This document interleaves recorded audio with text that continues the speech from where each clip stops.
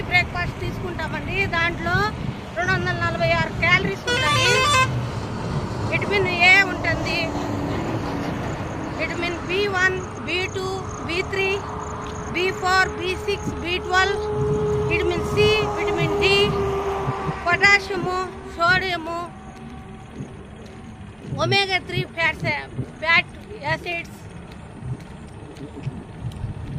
simple carbohydrates, water, fiber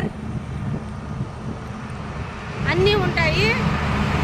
మేము 2 shakes తీసుకొని హెల్దీగా హ్యాపీగా ఉన్నాము. మీరు హెల్దీగా హ్యాపీగా ఉండాలని కోరుకుంటున్నాను.